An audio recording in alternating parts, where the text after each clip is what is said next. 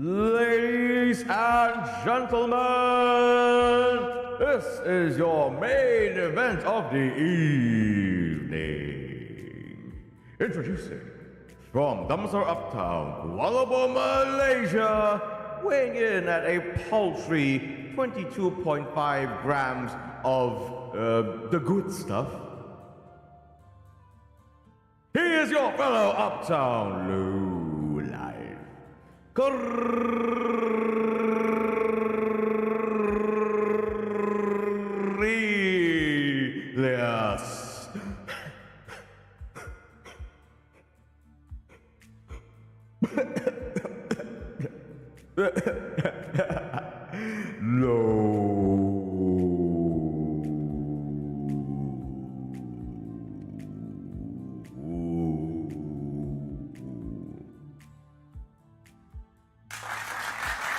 Thank you. Sorry, it's been a while since I announced myself. I thought I could just, push you.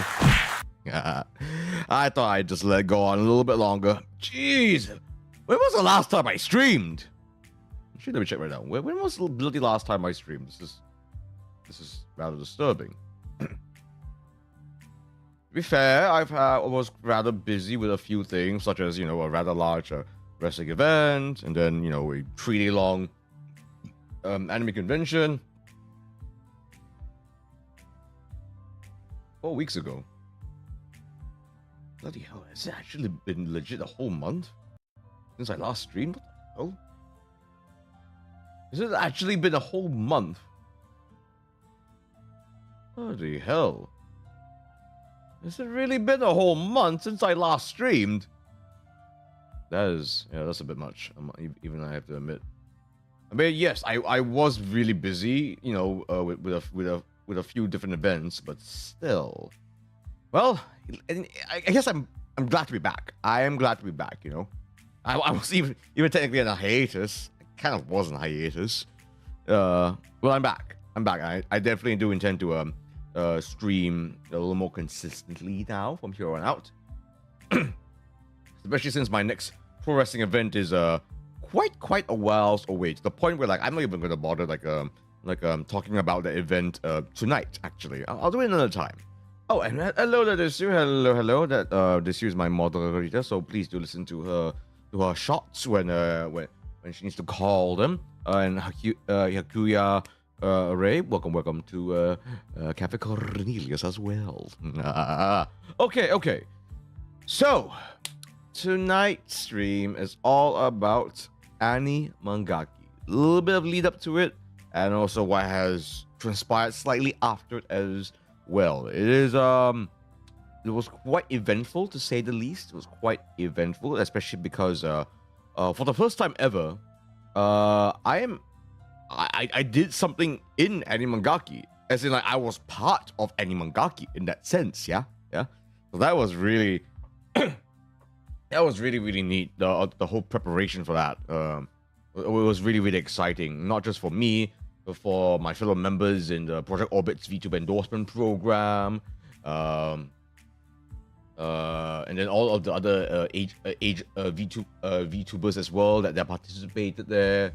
So I have participated in the past as part of the VTuber exhibition, what we call VTuber Alley, but this was the first time where I was actually doing something. Not just being there as part of the exhibition, being part of the standees and all that jazz, but actually being leading a segment actually in a way. Let's actually not dilly-dally any further, and let's actually get to that. Shall we? Oh, I thought I didn't turn off. I thought I forgot to turn off my what was it called? My echo, but I did. Okay. Let's actually go over here. Aha! Oh, darn it! I showed up. Dang it! I showed the last image. Oh, no image. No, not just yet, folks. Okay. Let's see. Just check. I put this in. Just checking something really quick. Okay. Just checking something. I was just checking whether I placed it in ultra low latency. I think I am. So that means for you guys, the response of chat appearing, the comments should appear hopefully faster than usual, because there have been complaints, legitimate complaints that your comments pop up on my chat slower than the average YouTube VTuber, I suppose. Okay. Oh, and just one more thing, folks. I am going to be once again eating my dinner whilst I do this. I'm not playing an FPS game. It'll be fine. It'll be fine. Okay, let's actually get to it, shall we? Yeah, YouTube has a bit of a delay. Yeah, just that's the thing. It has a bit of a delay, but maybe it's because I've never set it to ultra low latency until quite recently. That them comments will come out real slow, even by YouTube standards. So hopefully I have sorted that. Maybe. Okay. Oh, let's see now.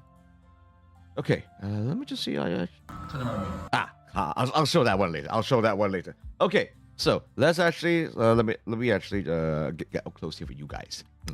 Okay, so let's start. Let's regale the tales of Animangaki. To those who aren't aware about what is Animangaki, first of all, shame on you.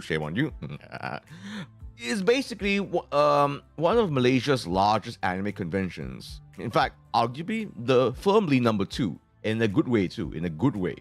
So it is very much seen as as the Animangaki for Malaysians.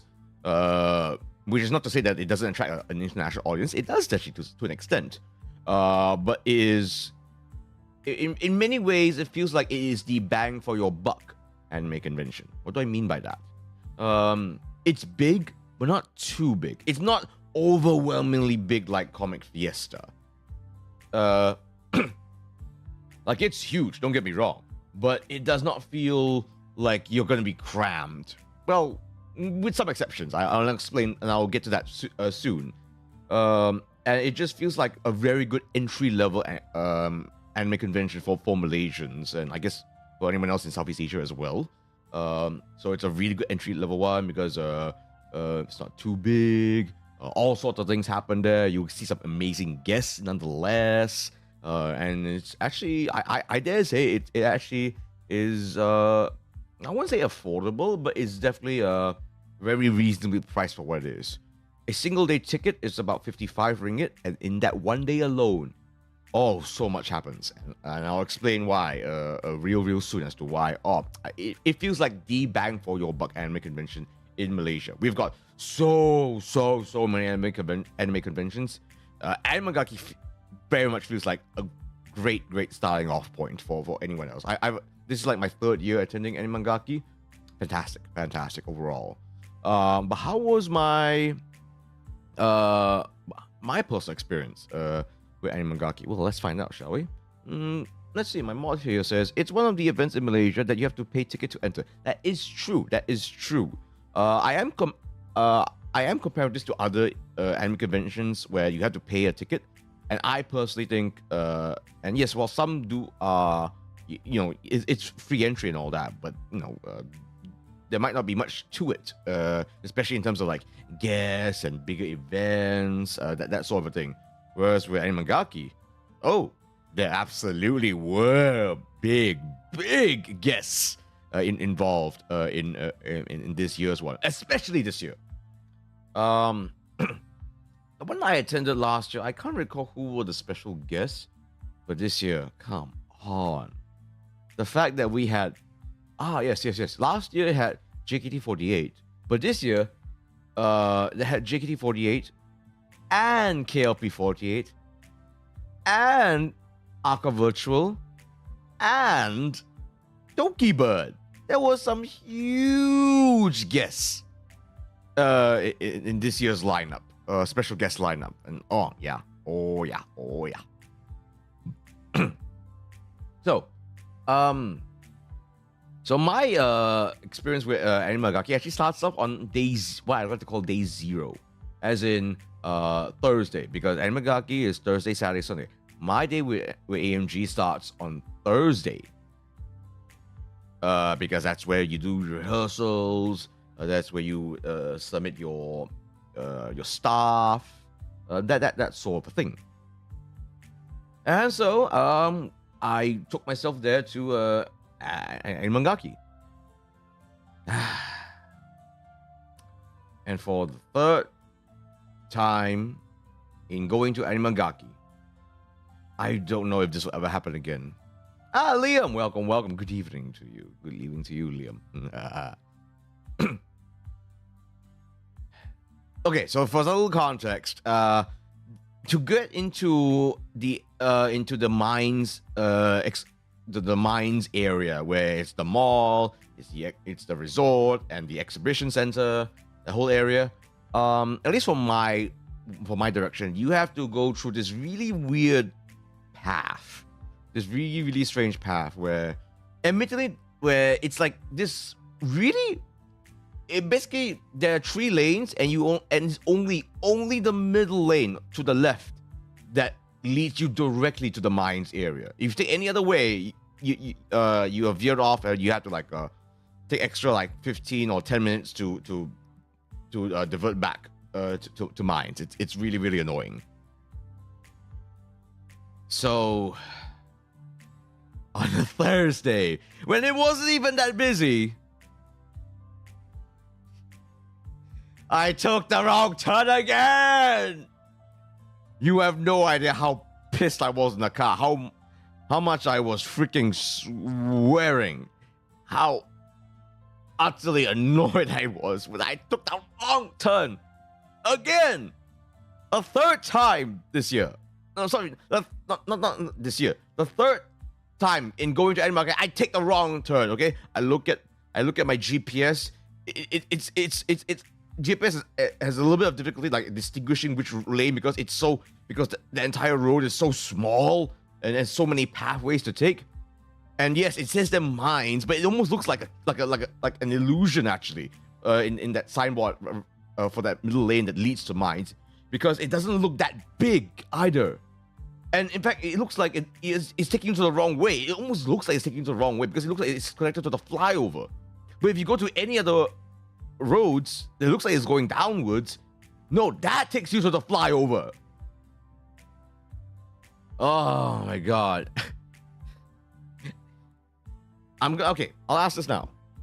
Which day between Friday, Saturday, and Sunday do you think I finally got it right? Which day do you think I finally got it right in entering it the correct way? Friday, Saturday, or Sunday? Which one? Which day? Okay, I'll give you the answer near the end of my little spiel with all of Animangaki. But yeah. So I eventually got there. Don't get me wrong. I very much was there early. And I was glad I was there a little bit earlier than my allocated time. Because I was there supposed to be originally to go for 2 reasons. I was supposed to go to AMG on Thursday to submit my merch, and secondly, to do tech rehearsals for my Saturday segment on behalf of VP. Well, I got there a little earlier, and I must say it was fascinating to see AMG essentially empty, because things were still being set up. Actually, things were still being set up, and you could see AMG not yet open. It was fascinating because it was just emptier, and that was my first time as well. I actually saw that AMG. You know how I knew that this year's AMG was extra special? Is because I don't know if this has ever happened in the past before, but this is the first time I've ever seen AMG use the entire exhibition hall. In the past, they would use like maybe half of it, yeah? Well, half and like maybe like a half and 1/8 of it. Because when I say that 1/8, that was like the booth for Haken. I know that sounds ridiculous, but yeah, that 1/8 last year's that was just for Hokkien to accommodate for Hokkien's massive queue. But this year, the entire exhibition hall was used. The very back end was where all the food stalls were and where all the seats were. And there was just a lot more exhibitions as a result. Oh, and of course, KLP48's and Dokibird's booth was also there as well, actually. So they took up a lot of space as well. So yeah, the entire space was warranted for sure. And in spite of that, lots of stuff still there. The food stalls and seats are a great help for us. Oh, absolutely. That's legit one of the best parts about AMG, that they accommodate dedicated seats and tables for meals and for people to sit and relax. Now that I think about it, does Comic Fiesta do that? I'm actually not too sure.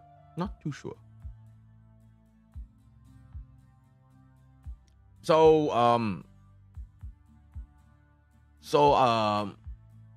not much to say when it finally came to rehearsal times. We got a few things out of the way. I made sure to mention that that'll be appreciated if there was a camera so that my co-host Fluffy Gem could also see, because this is, I will admit, I was a little bit nervous for my segment because I was the offline MC, but we also had an online MC as well in the form of Fluffy Gem, my fellow VP member. Last year, no, I never seen any food stalls. Oh, okay. Wait, are you referring to AMG or Comic Fiesta? If it's Comic Fiesta, I don't think that ever was there. If there was, it wasn't as prominent. CF, okay, yeah, there might not be, yeah, especially since we were next to KLCC after all. But so I was a little bit nervous, admittedly, because obviously on the Thursday night, internet went smooth as silk. But on the but obviously things could be very different on a Saturday morning, 11:30 a.m. That's prime time, man. That is prime time when everyone's coming in. That will be AMG as one of its busiest times, and surely the internet could be affected. We'll get to that soon. If it was. Food store outside the exhibition hall of the KLCC establishment, that is. No. So overall, things went pretty okay with the tech rehearsals. Okay. I can finally show you this little this stick here. So obviously I was also my main thing there was to be an MC, but hey, I don't mind helping out with Project Orbit's booth as well. Oh, that's another thing too, actually. This year's VTuber showcase space is actually at its most ambitious for Animangaki. Maybe even all of Malaysia? Maybe. Because there were multiple VTuber agencies and groups that have established booths for themselves, actually. So it reminded me a little bit about Comic Furro, actually. Comic Frontier in Jakarta, where there were multiple VTuber agency booths. Obviously, there were, for AMGs, it was on a smaller scale. There were only about 5 or 6 VTuber agency / group booths that opened up. But it's definitely a step up for sure. So, it is, and each agency has their own stall. I remember last year, just one room for VTuber Alley. Yeah. We went out of that room and we took up essentially the cosplay corner space, or at least half of it. I'll get to that soon.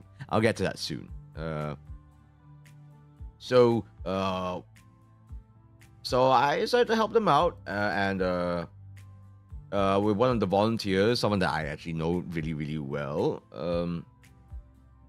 And so we, man, I wish we had our own trolley on that night, because I was asked to help out to carry a television, a freaking television, from the loading bay of all places. And let me tell you, that loading bay was something else. Let me show you. Okay. Check this out. See if you can recognize the voices in this video here. What the fuck? What the fuck? What the fuck? We are gonna die. We are gonna die. We are gonna die. Oh my god, we're gonna die. We are gonna die. We're safe! Holy shit. Okay, we're still gonna die. So I've been in I've been in loading bay lifts before, you know. I've been in some pretty big ones. That was the freakiest one. That was the freakiest loading bay lift I've ever been in. Was I okay? I thought we weren't okay because it closed. That I've never seen a lift door so big and heavy and clunky before. It was freaky, okay? I swear to you, I sound like I know I sound like a spoiled brat before, but I've been in other loading bay lifts before. That was the freakiest. It looks like something out of a horror movie. Exactly why I started filming, because we were like, and it just looked so old and decrepit. But luckily, yeah, everything was fine. Everything was fine. Imagine if the lift had issues during Animangaki week. Oh, that would be a disaster. So yeah, we carried a television by hand, the two of us, and we just waddled our way into the lift, up and out, back to the booth. I was just chilling, holding it as usual. I didn't find it was too heavy. My fellow volunteer he was like, get this thing off of me! Someone grab it away! I was like, why? It's not too heavy. And I remember that, like, oh yeah, I'm a wrestler. I work out on the regular, so I'm like, so yeah, it wasn't. I could last. I could last is what I'm saying. And I humble brag. I know. Hashtag humble brag. Yeah.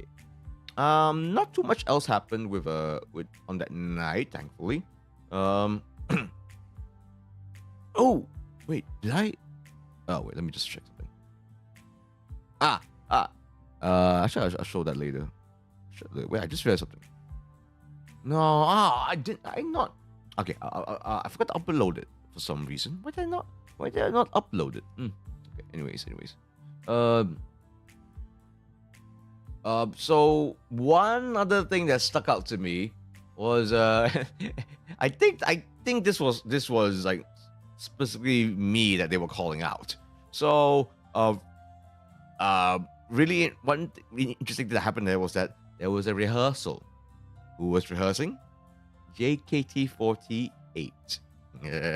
Because Friday night, was it 8:15, something like that?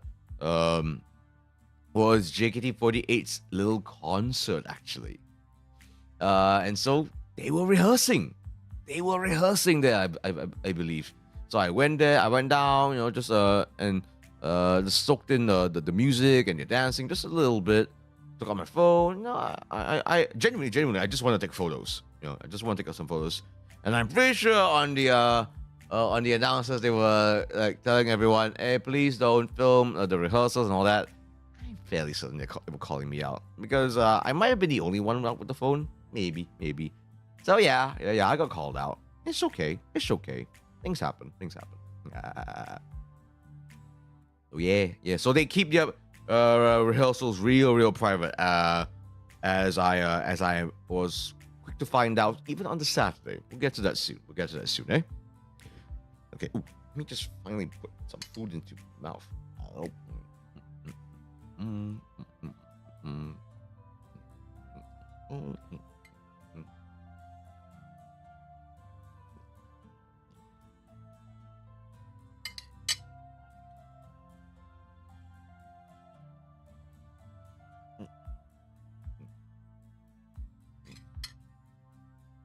Okay. Let me show you guys something.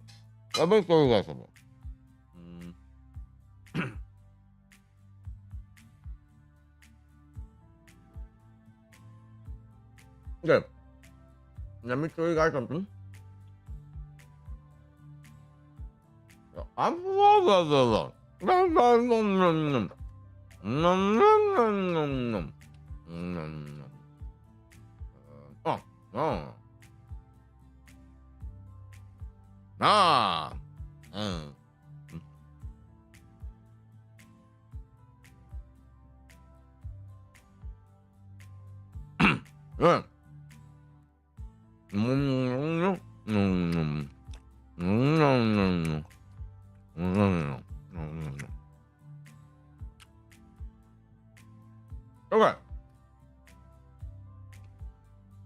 You might be wondering, what the heck is this? What is this I'm showing here? Well, this is my attempt at budgeting and eating healthy throughout AMG.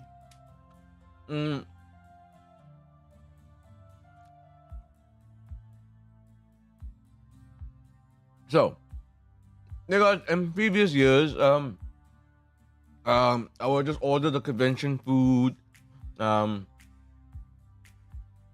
pay extra because it's a convention, and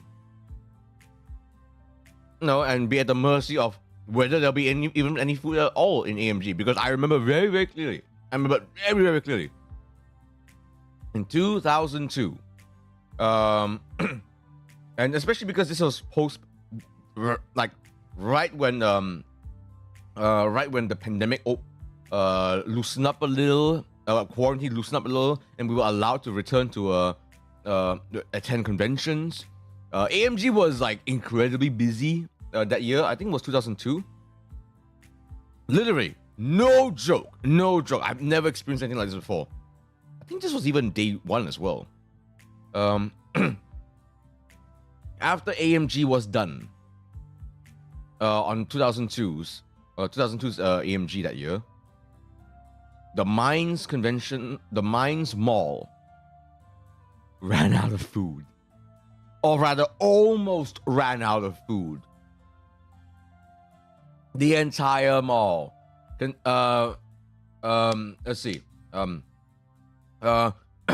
Family Mart out of food. 7-Eleven out of food. Kenny Rogers Roasters, they were still roasting the chickens, and they told me to come back an hour later. So almost every other restaurant ran out of food. I was lucky to have went to there was an Arab restaurant where they served food, essentially. One of the few places too, actually. So yeah, it was insane.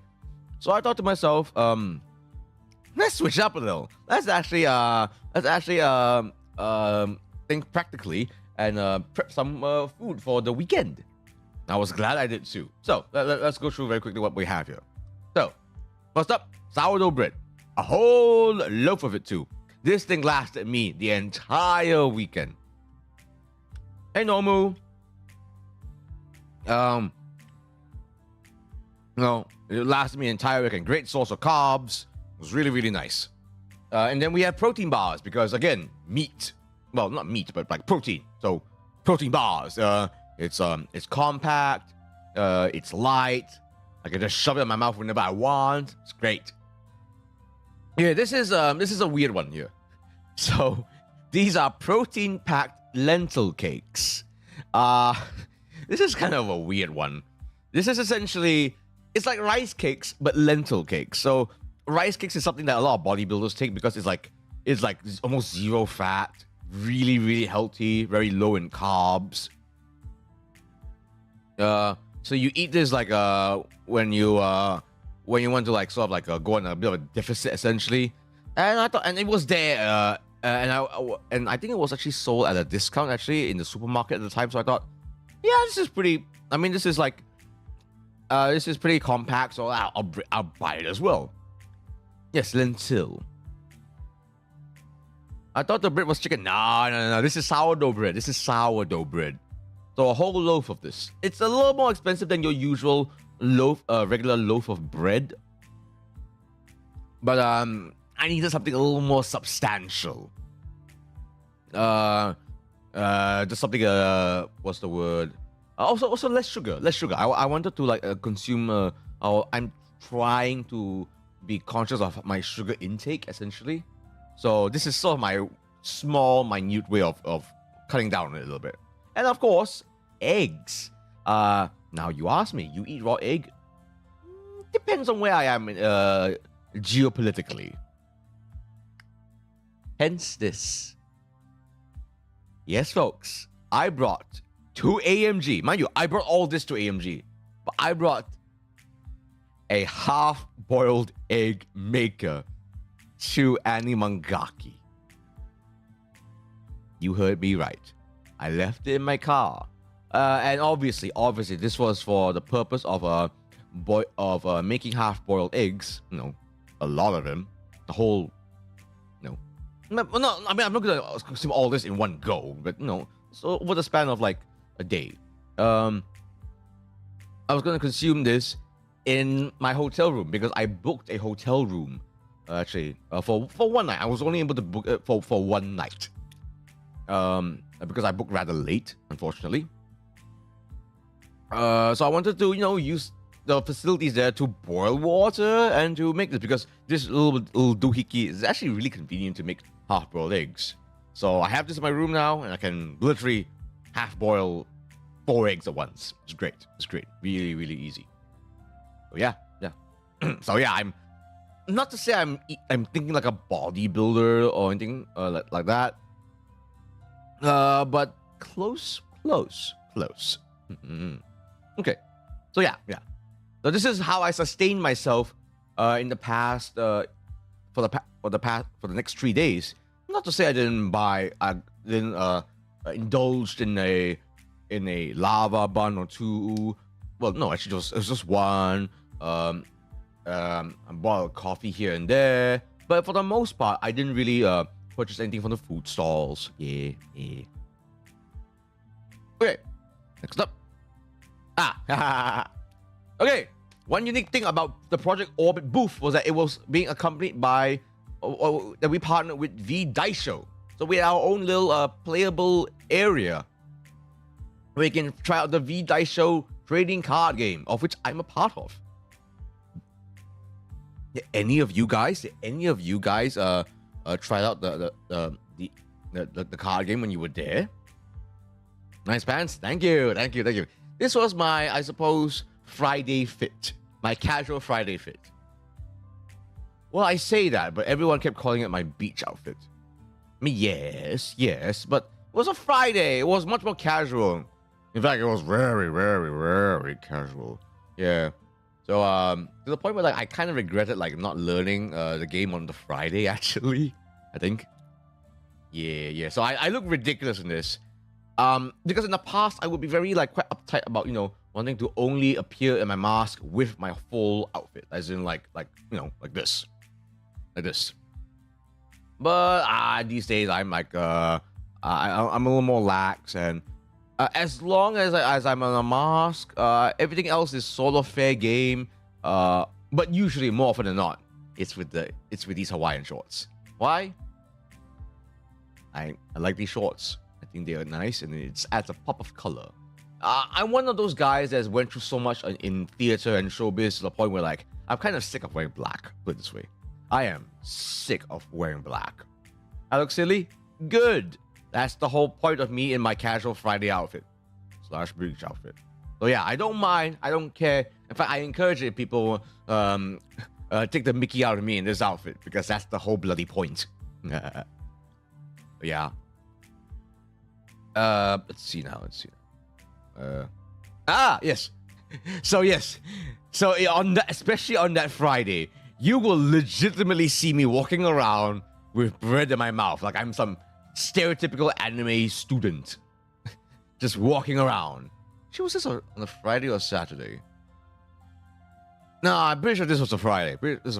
So I was just walking around with bread in my mouth, like I'm late for school or something like that. Yeah, like I literally just like munching, just going,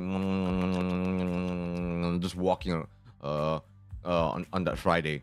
In fact, that Friday was really, really like free and easy. It was, not to say it was quiet, close to it. So that basically gave guys like me who was there on the Friday opportunities to, you know, buy my merch talk with my fellow VTubers, and just catch up with some people before the real hustle and bustle of the weekend.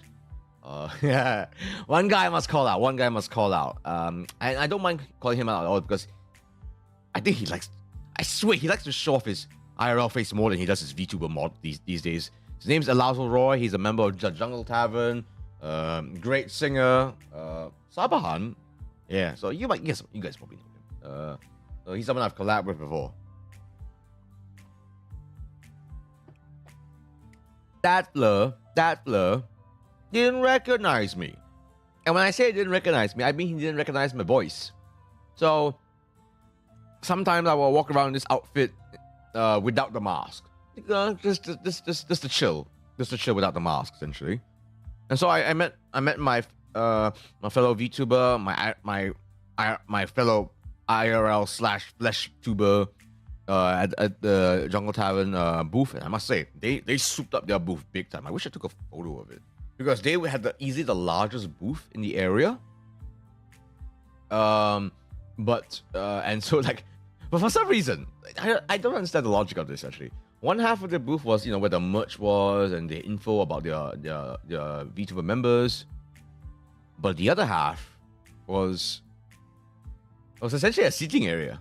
It was a fireplace area. There was a fake fireplace. There was a fake bonfire there. And then there was like a camping chairs around it. It was a great place to just relax your legs a little bit, I guess. I feel the mask is squishing your nose for some reason. It's actually not. That's just how it's shaped. I call this my auxiliary mask because this was actually made by a fairly new mask maker at the time, and I got this. I'm not gonna say the price, but it's on a real down low. Let's put it that way.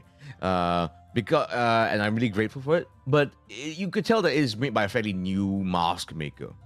So yeah, so it doesn't have that signature beak that I've got on my face right now, as you can see. Yeah, you see the beak. You see the beak. Yeah, so it doesn't have that. So that's why it kind of looks a little. That's quite why my nose looks a little squished. Yeah. I mean, it's a jungle tavern. I know. It was a nice little place nice place of respite for certain con goers who was aware that there was a VTuber alley up there. So yeah. Let's see now. Okay. Something I also learned on that. I thought the bonfire was to burn Regina like she posted. They attempted, but I think that might cause a little bit of a legal disaster in Animangake, so I think they decided against it. One thing I'll say though, one interesting I'll also say before I get to this photo. The other booth that was also pretty big as well was actually the only foreign, non-Malaysian VTuber booth there actually, and that was Aka Virtual. They were the sole Indonesian representative in Magaki, the first, I suppose, actually. So I guess that they've got that feather in their hat in that sense.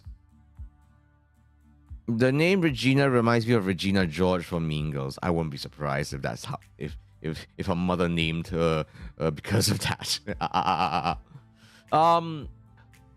So Aka Virtual is actually an agency that actually I've been following rather closely for a while now, because not only are they one of the largest Indonesian VTuber agencies around, they also have recently established an EN agency as well, actually. Yeah, an EN agency. A lot of the VTubers had actually show up in the VTuber alley stage, actually. Yeah, doing songs and doing talk shows and that sort of thing. Yeah. However, when I went up to and approached them and chatted with them, because they actually recognized me. I found out something that's a little unfortunate. Actually, now that I mentioned, do I even want to mention it? Yeah, I think I'll be careful about how I say this. I won't reveal all the nitty gritty, but essentially, there was no merch. There was no merch. Like, there was some merch displayed, but there was no extra merch to sell. There was I know the reason why, but I'm not gonna divulge it because it's kind of an unfortunate circumstance. But yeah, no merch. It was kind of unfortunate, actually. Yeah. But don't ask me why. Don't ask me why. That's all I'll say. It's just unfortunate. Yeah.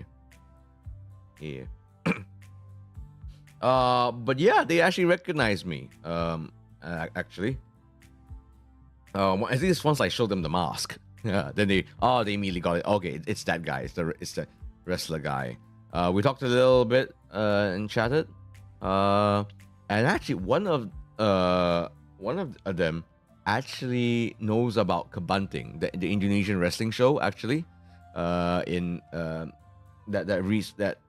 came out recently, about 4 or 5 months ago. I guess it's been a while since the last episode. But yeah. So they actually knew about it.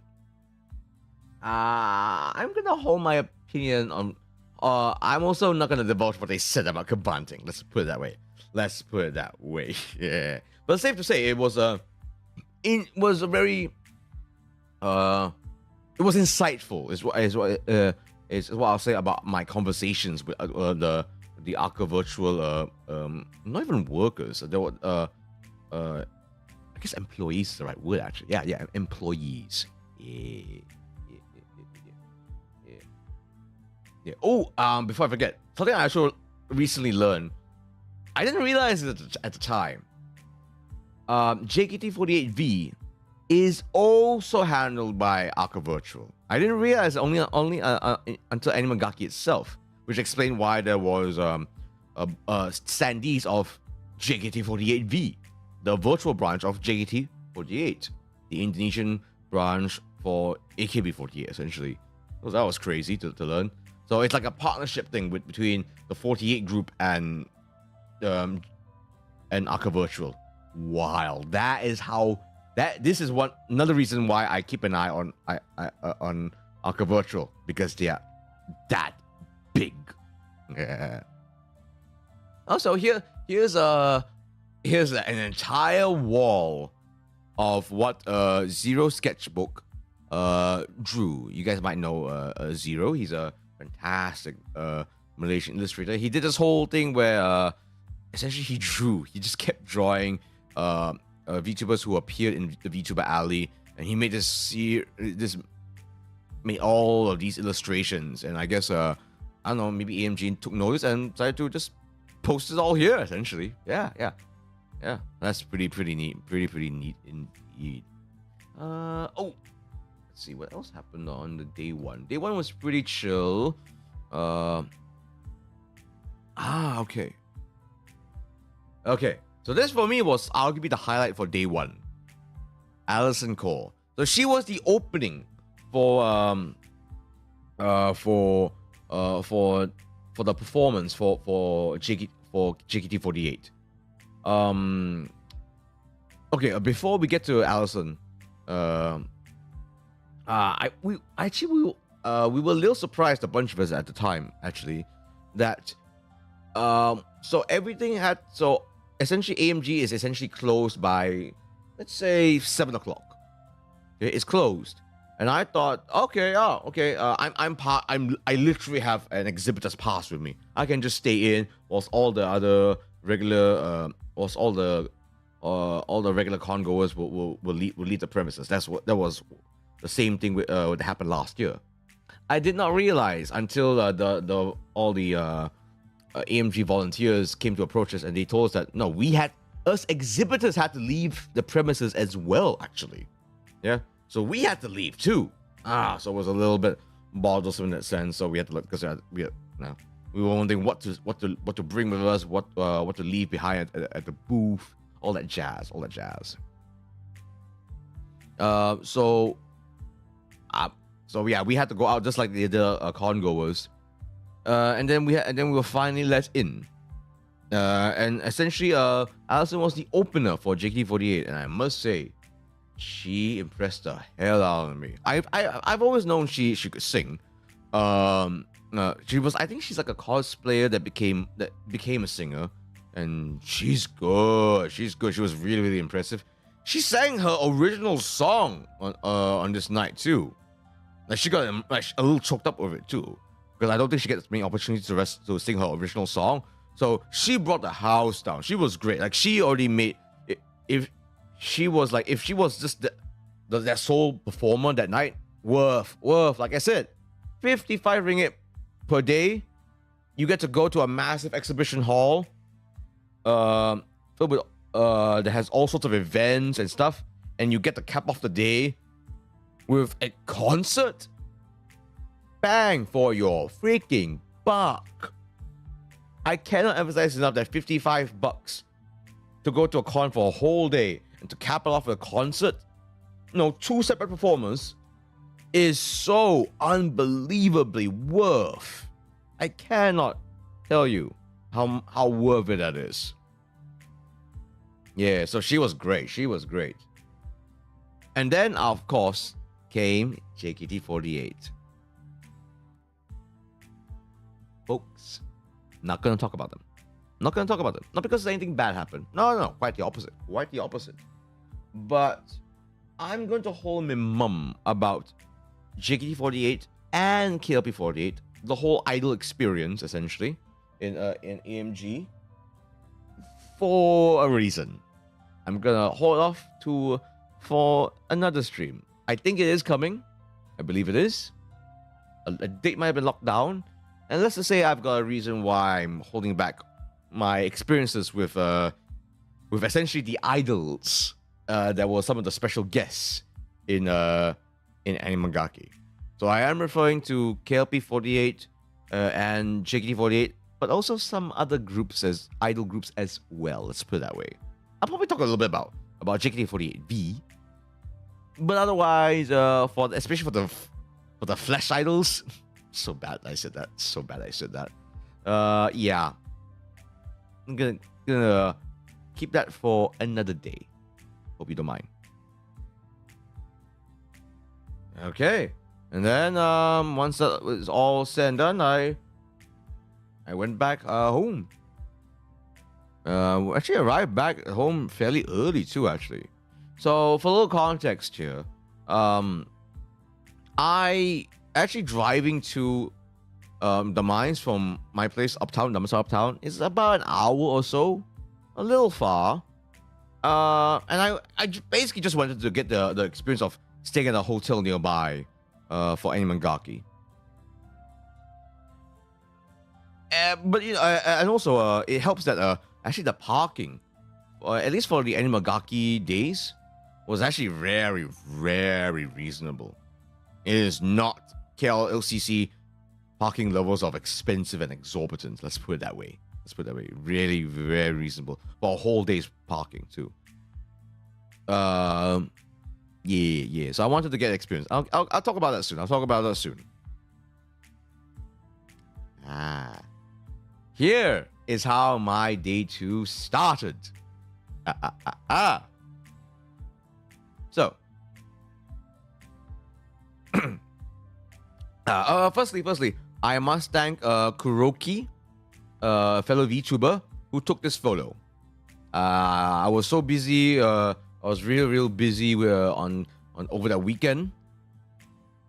That I actually didn't really have an opportunity to take a proper photo with me and my flag. My mom here is asking, I'm still questioning why in the world you're hanging your shorts like that. Let me explain.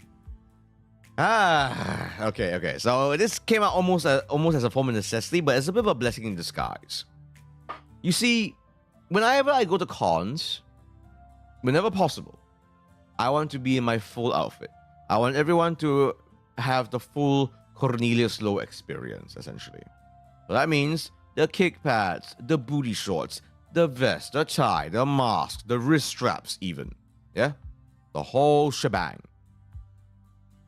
And then, out of nowhere, about a week before AMG, I was informed that I was not allowed to wear my booty shorts to AMG. I'm like, how dare you? What's wrong with it? You know? Yes, I know it's skin tight. I know it's short, but it's a wrestling outfit.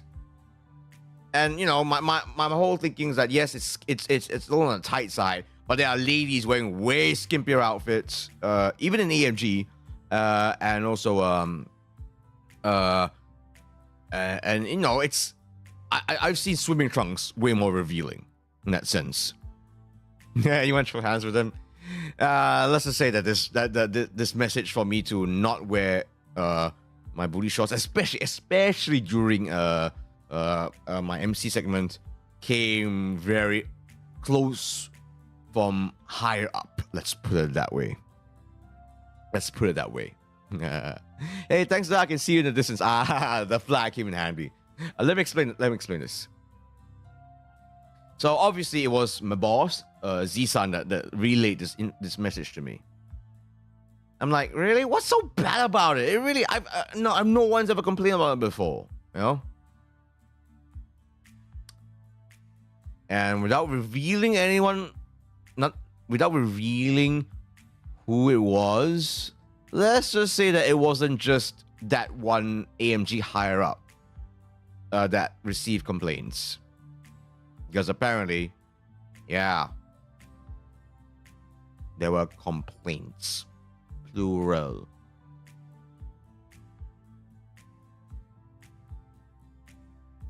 Yeah. I'm still going to maintain that me wearing booty shorts in a convention is harmless. But let's just say, yeah, there were complaints. Hell, even within VEP. I'm not going to reveal who. But let's just say, okay, message sent, message received, delivered. I get it. Complaints, people wearing revealing cosplays. I don't know about other people, but this was specifying me. Sadly. Yeah. Me. Yeah. So fine. So I'll wear slacks. You know, especially in an MC segment. I don't disagree with me wearing slacks. You know, looking more formal for an MC segment. I totally understand that. You know, so I don't want to get in trouble with AMG. I don't want VP to get in trouble with AMG. So I conceded. And then the thought came to my brain. Well, since I can't wear my booty shorts, there's no ruling that says I can't display my booty shorts. After all, my booty shorts literally has my name on it. LOW. You can even see the W right here. And I thought to myself,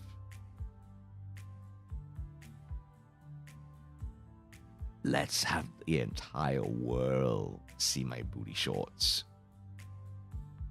Why does everyone ask me if I wash my booty shorts? Everyone keeps asking me that. That's not the point. The point is that I might as well use this opportunity to display essentially my branding to the entire exhibition hall. So I got myself essentially an extension pole, like the kind you used to like a paint with. And I essentially I was real DIY with this. I was deliberately really DIY with this. I clipped, obviously, my booty shorts. What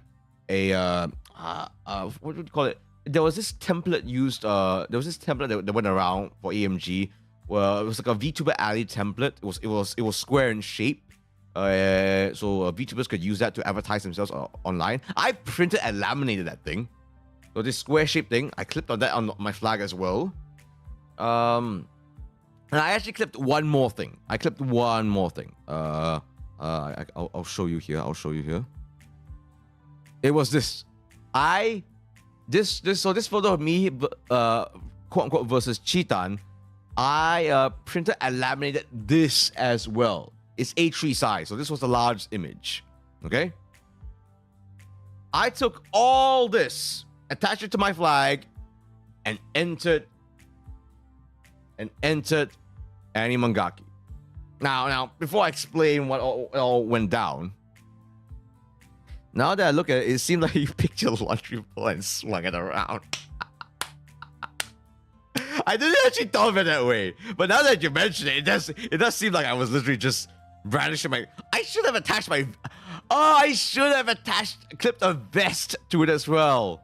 I should have clipped a vest to it as well. That would have been perfect. Oh yeah, I also attached my auxiliary mask. I attached this mask up at the top of the pole as well. Actually, yeah. So it was very, very Cornelius LOW coded. The clothes pegs kept it away. Yep. I coincidentally found Cheetan's Insta after hearing you wanted to wrestle with him. Yeah, he's pretty big on Instagram as well, not just Twitter. So here's the thing. So okay, so this thing, if you guys were there at AMG, you might have not seen this. Why? Well, this is actually one of the dumbest parts of the whole AMG tale actually experience for me personally. So I clipped this to the pole, right? And so obviously because this was like the biggest thing that I clipped to the pole, so it was kind of flimsy, even though I attached it with 2 clips. So I took the pole out, brandished it out of the parking lot, out of my secret base, so to speak. I was taking it out like walking with it like a soldier and stuff. Not even a few paces away from the car. From my car, I looked away for like half a second.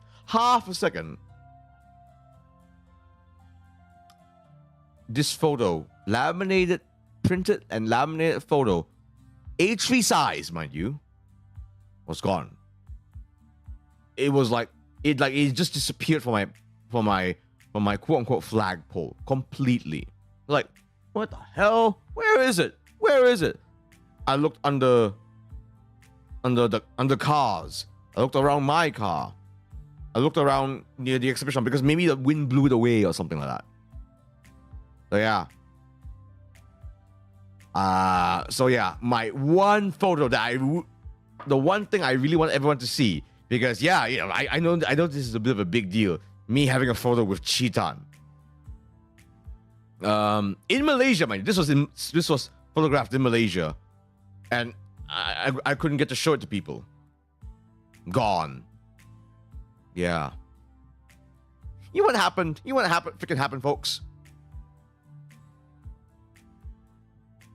Once everything was said and done on that Saturday night, I found it. I found my laminated photo of me and Cheetan. It was underneath a parking spot. And mind you, it was just 2 parking spots away from my car. And it was, I swear, I looked underneath that parking spot as well, but I couldn't see it. It was just right smack dab in the middle. Maybe that's why I didn't spot it. It was there. It was just there the whole freaking day. Oh well.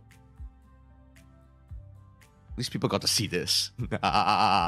So, to Z-san's horror, I carried out what I told him. Hey, Z-san, gonna bring a flag. And he knew this was coming. And I tell you that his face was, firstly, his response to it via text was, please no, I don't want, no, because that was his response to it. And I'm like, I kept egging him on essentially. I was like, yeah, I'm gonna do it. I gotta buy a few things. See, so I gotta buy a few things. And it was like, please. And then when I showed up with it, it was like, he could see his face was like, no. But, and so this was, so what happened was, about an hour an hour or an hour and a half before 11:30, my time to MC, I essentially walked around AMG with this thing. 2 reasons. 1, to advertise myself, of course. 2, to advertise VEP segment. And it was a good thing I did it too, actually. It was a good thing I went around to essentially advertise myself there.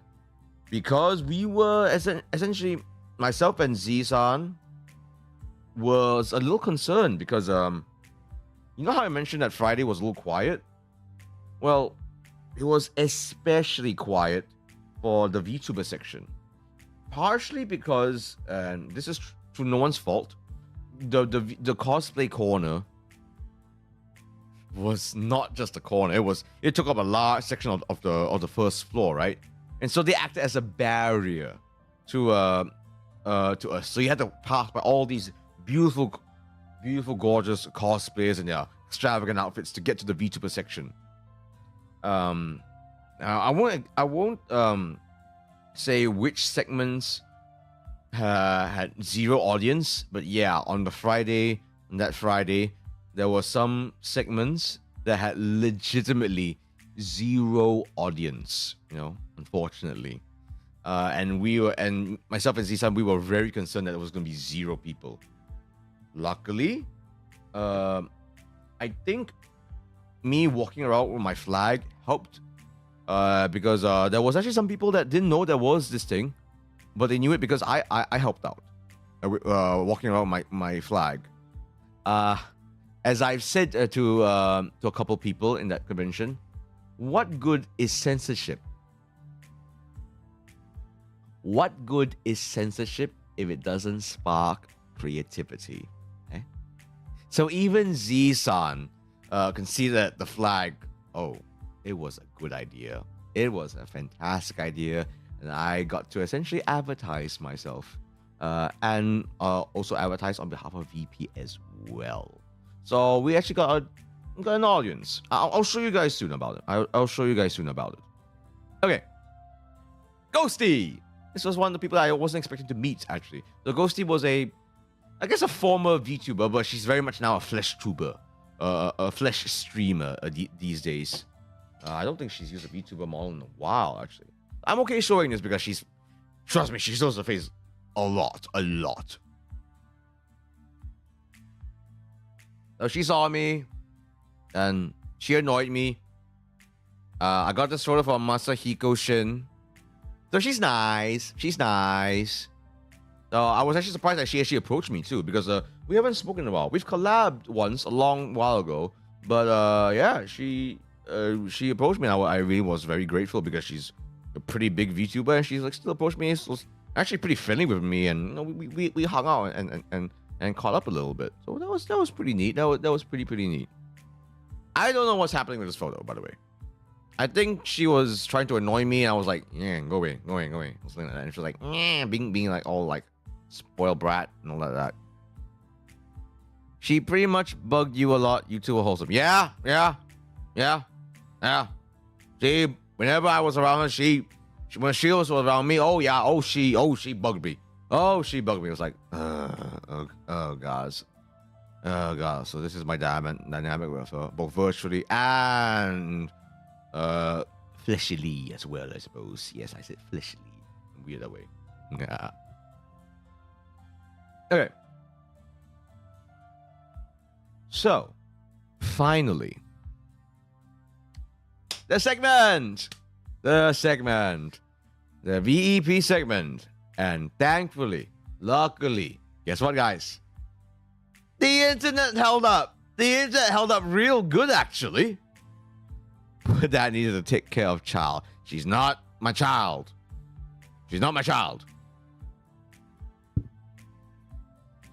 I reject that notion. Nah. Oh, geez. Just you are being rather brave, I must say. You are being rather brave. Okay, so it went well. Essentially. Oh, you can even see my flag. Let's just say that I could extend that thing even longer than I wanted, essentially. So it went great. The whole point of that whole segment was to basically showcase what is VEP, who is in VEP, what we're all about, and to actually do giveaways. You know what we give away? We gave away 6, not just 1, not just 2, 3, 4, 5, 6, 5, but 6 free V-Daisho TCG decks. Where did you even get the flagpole? A hardware store. Where else would you get one? So yeah, you're welcome this year. You're welcome. So yeah, we showed a video that showcased what VP was all about.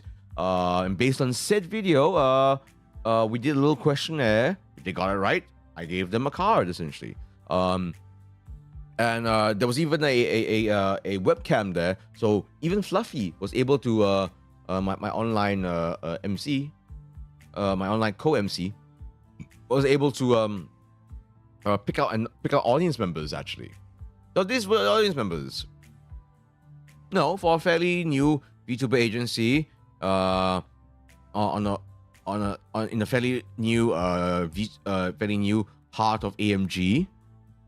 This isn't bad. This isn't bad at all. It's a good start indeed. So yeah, some of these folks here got that deck of cards for free. And mind you, we sold that at 40 ringgit, you know. That TCG deck cost 40 ringgit. So yeah. Fluffy knew it was me over there. I'm still in shock. Yeah, she knows people. She knows people for sure. Yeah. You know, when Ghosty raised a hand, I was like, oh, okay, what's your... and I wanted to go to her, see if she knows the answer to the question. Asked her, hey, miss, what's your name? Because obviously I knew her name. I wanted her to say it as per protocol. You know what she said? I hate you.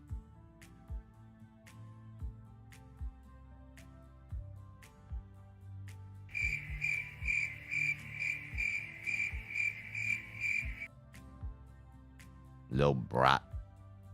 And then I was like, no, shut, don't say that over the mic. It's like, I think I know that I am aware that there's footage of it, and I'm pretty sure that footage will definitely show my face like this, like.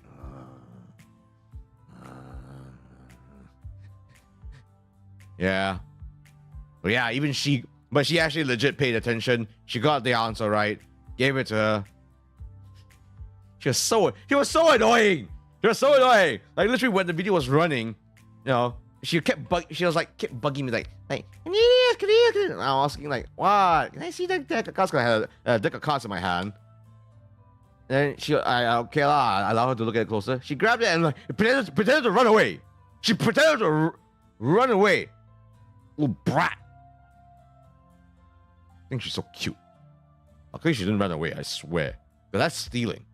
I would have chased after her. Too. Oh, she gave it back.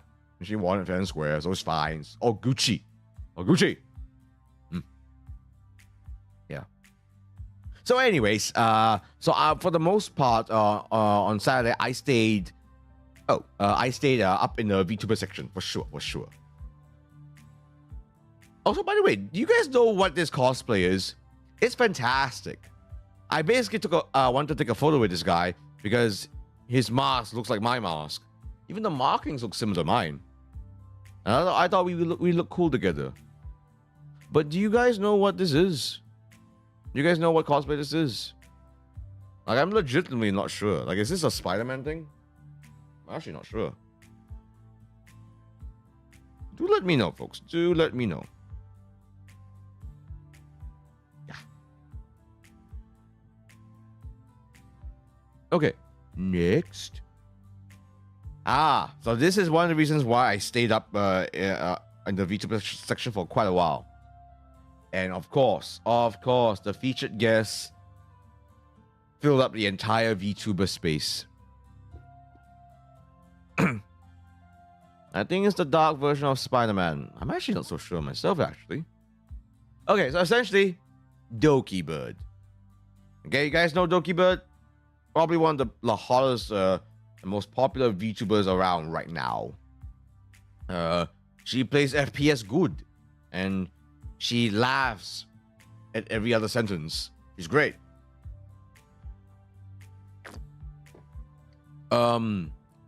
And she got quite the audience. So she had 2 segments actually on a Saturday that were actually really, really fun. Actually, really clever of AMG to do this. One was a 1v1 Apex Legends experience against Dokibird itself. So we were in the training range. So there was literally a whole gaming PC setup area there actually. Like really souped up PCs. In fact, in hindsight, that might be the reason why why my segment with Fluffy went so well. It's because the computers used for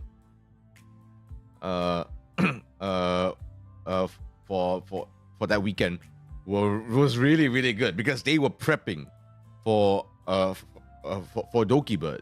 So everything just had to run really well. I then managed to go to Doki sections. Like if I'm like, oh, you didn't go to, oh, you didn't stay on for this. Oh, that's a pity. That's a pity because this was really fun.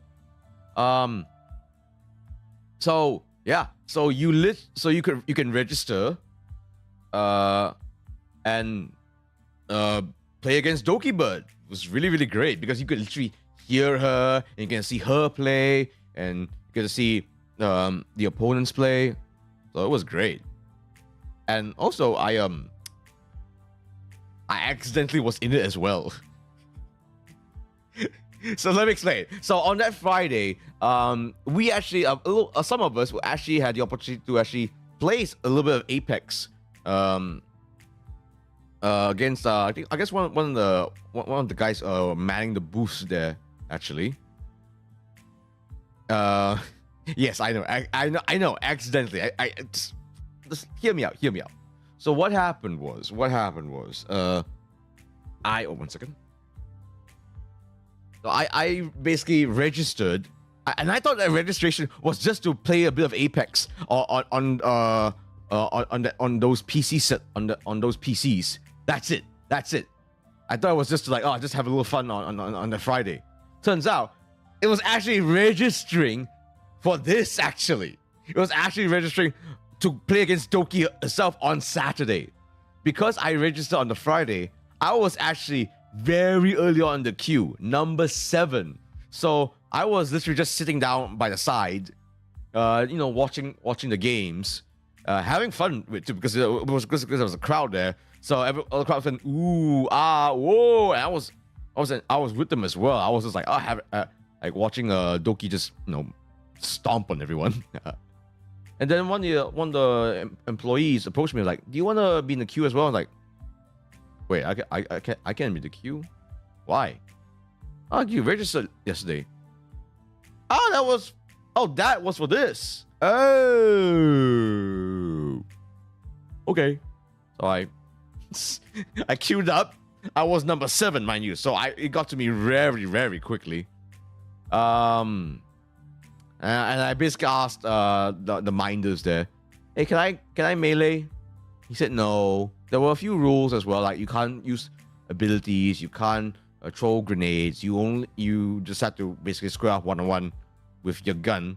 It was either a peacekeeper or what's that big pistol that uses sniper animal? It's that big gun, the big revolver gun thingy. There was either the shotgun or that big pistol thing against Doki. Wingman, thank you, Shin. It was a wingman. That's it. And I was being a bit cheeky because I actually wanted to call out to the main MC of the VTuber showcase, Bellayuki. I wanted to call out to her, hey, could you tell? I actually wanted to say, I wanted to yell out to Bellayuki and tell her, hey, do you mind telling Doki that I'm gonna kick her butt, something like that? Because I'm a VTuber / flesh tuber, so I'm obviously gonna act out a little bit. But they hushed me down, and okay, I'll sit down. And I played 2, and basically I played 2 rounds against it. It's basically a best 2 out of 3. And of course I got stomped. And here's the thing. I was explicitly told that we weren't allowed to melee. And what does Doki do? Melee me. Yeah, and that's how I got eliminated. In fact, I think there were 50 participants against Doki. She trounced them all. Something crazy like 50-0, I think. I think that was the record. 50-0. Yeah. All these people were there just for Doki. It was great. It was great. And then a little bit later, there was a bit of a buffer. Then came, let's see. Oh, wait. I don't think I took a photo of this. No, I not took a photo of this. Whatever. Okay, so a little bit after this, was Dokibird's open mic session. So after trouncing everyone in Apex, we had a little open mic session where Bella Yuki chose some audience members, and the audience member gets to ask Doki a question. It was fun. It was great. And there were some interesting questions to be had. None that I can remember right now. Doki was being super giving, actually. Like, she really sat down with some of the questions asked and basically ranted a little bit. Not in a bad way. I mean, but when I say rant, I mean like she went off on tangents. Like, she almost treated it like it was a regular stream. Actually, it was kind of hilarious that she went into streamer mode. Actually, there was this one thing, one person she spotted that I thought was hilarious that she spotted. I think in her own words, she yelled out, "Is that a cat?" Because someone brought a freaking cat to Animagaki. Don't ask me why. But it was a lady. She had a cat. The cat was usually in a cat suitcase, not suitcase, like a cat backpack. There was like a little bit of a submarine, a window where the cat can see, and obviously it was a breathable thing.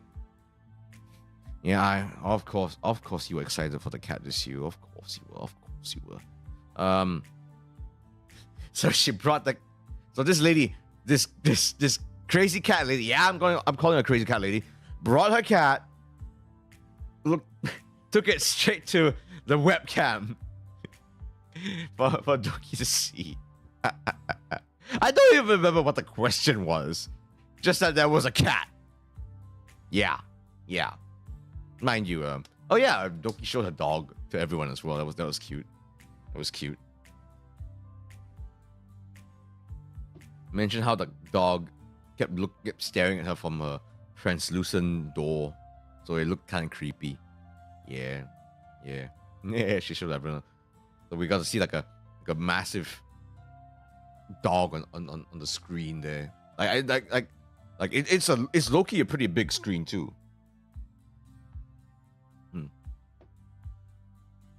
Ooh. I'm gonna chill a little bit right now.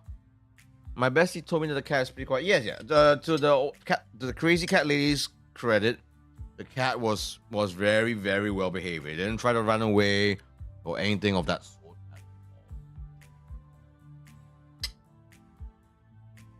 It's just, I don't know. It seems a bit risky. That's just my opinion. The cat did obediently. Thank goodness it did. Thank goodness it did.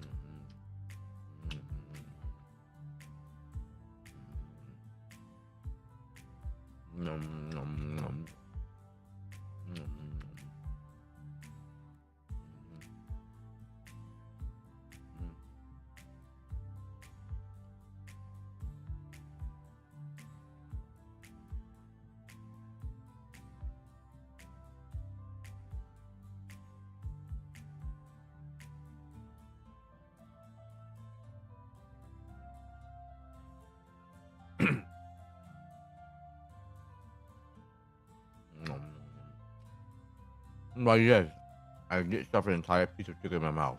Nom, nom, nom. Nom, nom,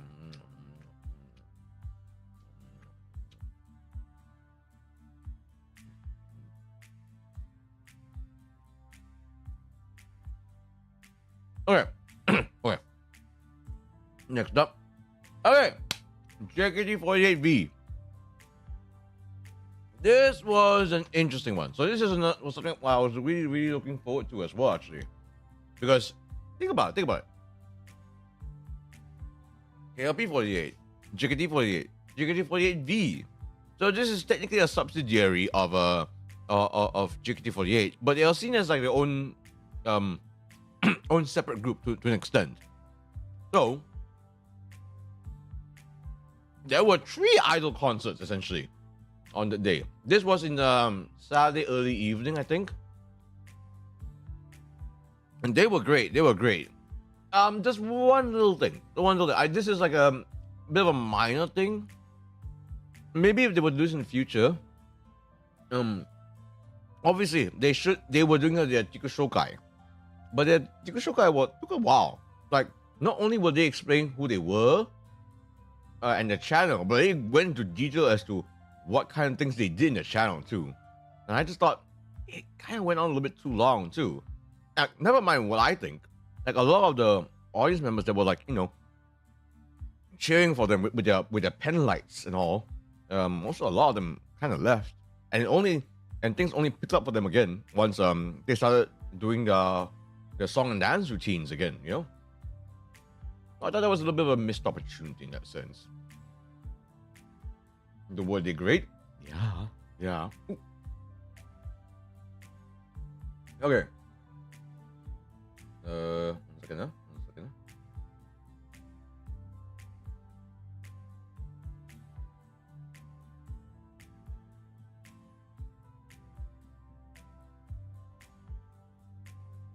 Okay. Let's speed this up a little bit.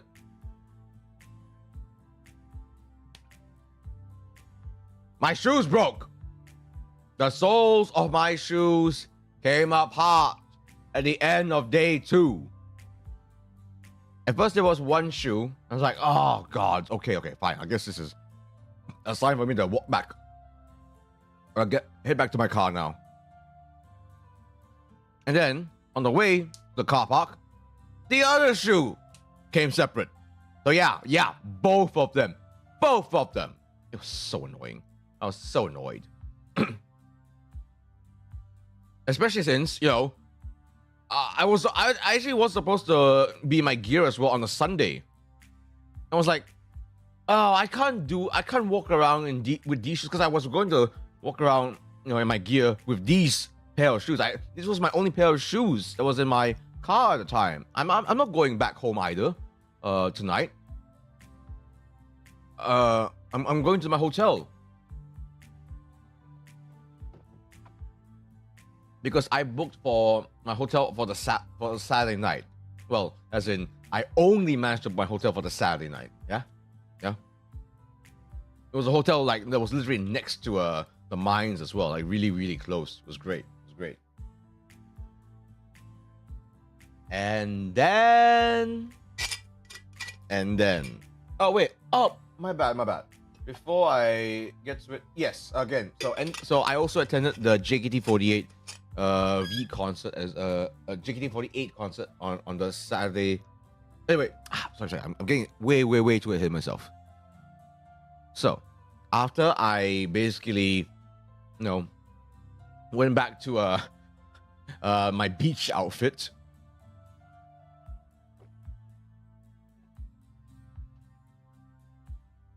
once I went back to my beach outfit, I again went to another end of the night concert.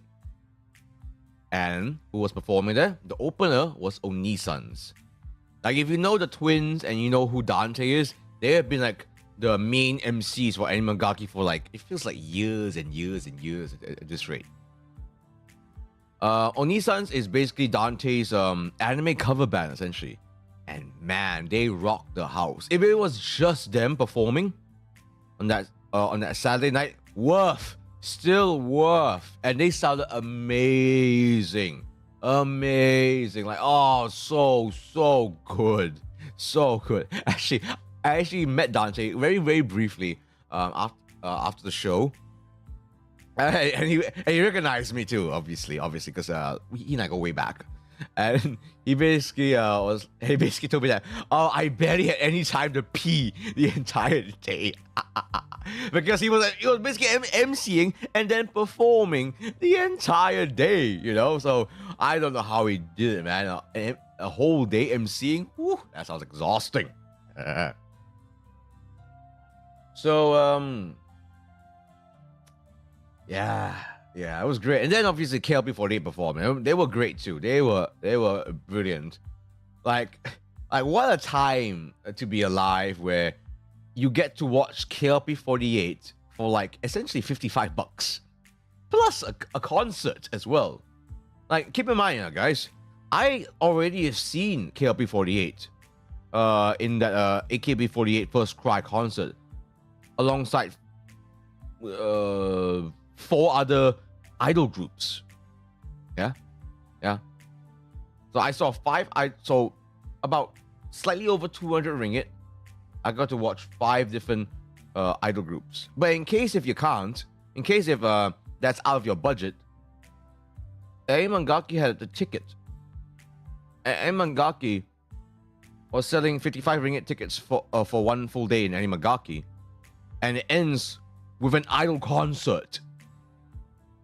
Like I said, possibly the most bang for your buck anime convention in Malaysia. It was like, if you can't, like, if AKB48 First Cry was out of your budget, oh, you're probably in budget for Animagaki Day 2 or Day 1. It was great. But once again, not going to talk about the idol concerts or the idol performances and the whole experience with them now. Just wait and see. Okay. You know how I mentioned that that I was supposed to go to this hotel, eat my half-boiled eggs, get a good night's sleep there. No. So here's what happened. I went to the hotel, and they said it was full. Completely 100% occupied. I was like, what? But looky here, I purchased the whole thing. I purchased it. I purchased it like at least 2 weeks ago. I paid too. I paid. You know? And he said, no, it's completely full. He looked at the details, and I suspect what happened was that this website that I use, and mind you, this was like via Google. I got this website via Google Maps. Yeah, I got this website via Google Maps, so it came up as one of the websites that listed out that there was a free book, there was a available booking on that particular day. Well, I purchased it, and I think one of the reasons why there was a little bit of like some confusion is because, well, firstly, the hotel was renamed. That's the first thing. It was renamed. And even, I think that website also had some faultiness to it as well. So essentially, and mind you, I was not the only one there as well. There was one other couple that was there. And they too, they purchased and booked a room that night. It was completely full. Don't tell me you got scammed. That might be the word to use. I think what happened, I think there was some system mishap or something like that from the website. I don't think the hotel was really at fault. No, so I wasn't gonna rag on the receptionist over it. It wasn't his fault or anything like that. But what was definitely fact was that the hotel was completely booked to the brim. So myself and that couple, we couldn't stay there at all. Mind you, this was at 10 p.m. Okay, this was at 10 p.m. Because so after the concert and here I basically had to like unwind a little bit in my car and just relax a little bit. So I took my own sweet time because I was basically confident that I had a hotel already. So yeah,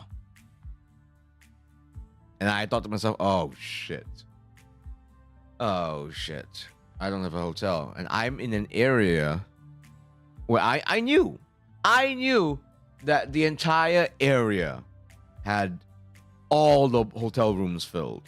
The receptionist directed me to a budget hotel that was across the street. Took me a while to get there because I made a wrong turn. Again, not familiar with the whole area, so I took a wrong turn. Took me more than half an hour just to get to the other side of the mines area. And I went to this budget hotel, and guess what? All full. In fact, that entire street had like at least 5 different hotels there. 5 different hotels. All full. And then, so I thought, okay, let's go further away. So I went to literally the next district. So it was a completely different area from mines, okay? I went to an entirely different district altogether. And well, put it this way. The hotel I went to at the time, at that budget hotel, completely full. But was on the drive to that budget hotel, I saw there was another hotel. So I thought, okay, this will be my last resort. This other hotel, because it wasn't like a famous hotel, like famous brand hotel or anything like that. So the chances of me getting a hotel there, a room there, maybe just a little bit higher. And I was right. So obviously that famous budgeted inn, rooms were full. I get it. So I guess it just goes to show, yeah, book early, guys. Book early. So why didn't I book early? Well, I'm not gonna reveal all the details. Essentially, I was waiting on someone to give me just a little more details before I booked the hotel. Just waiting on someone to give me a little more details before I basically got the green light to book a hotel. Essentially, I got the green light from this person a lot later than was ideal. Essentially, and I guess this all results in my whole unfortunate night on that Saturday. Yeah, the Golden Horse Hotel. Maybe I should have went. Maybe I should have went there actually, because I was willing to pay decent money.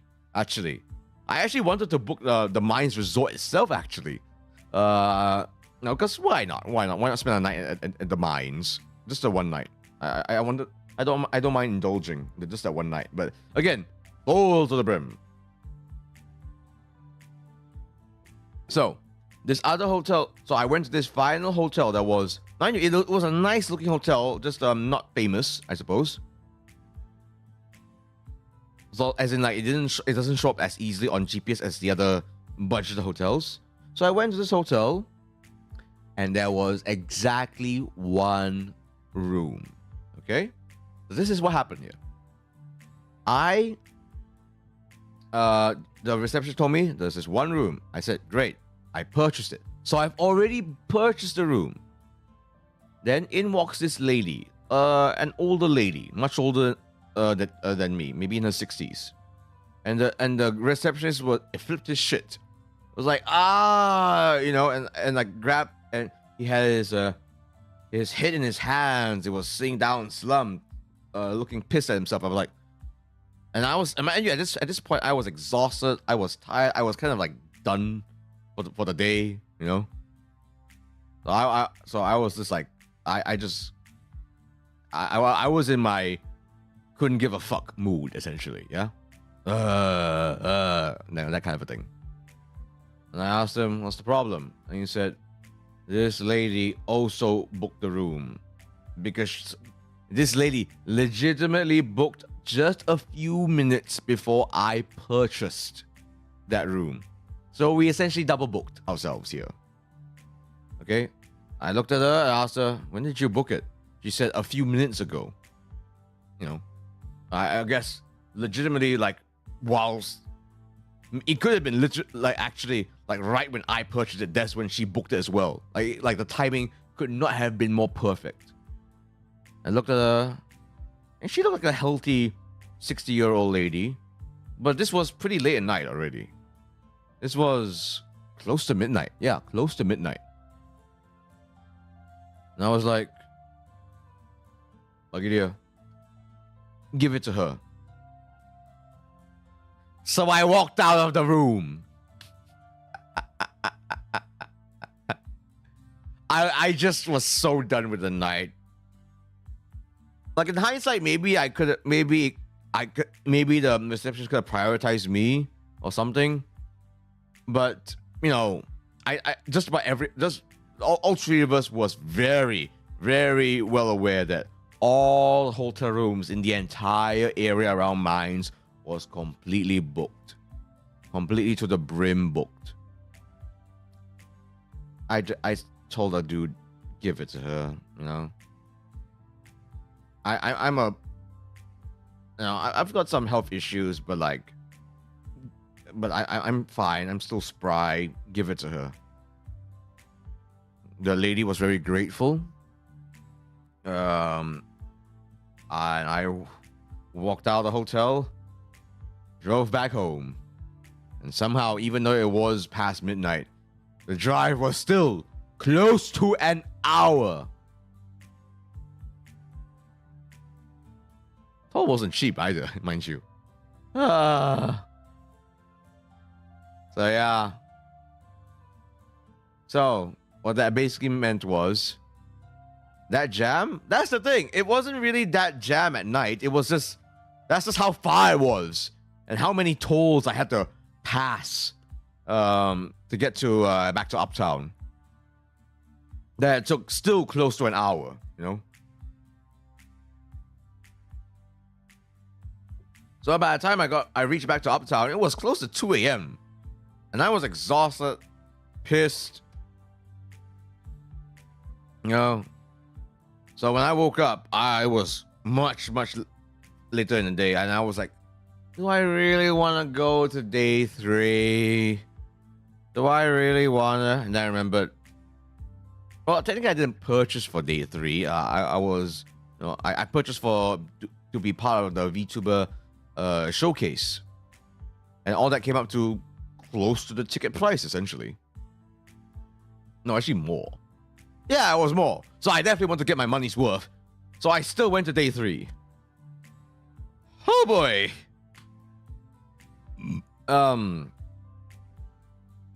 So okay, let me show you this. So I don't know what the hell happened with day 3. Okay, guys, do let me know. Was Sunday busier than Saturday? Was Sunday way more packed with people than Saturday? Because like I've experienced AMG being packed before, but it was always manageable. This was like, I swear, the first time I've ever seen AMG this busy. And here's the thing. I'm getting ahead of myself here. That Friday, that Sunday drive. So obviously I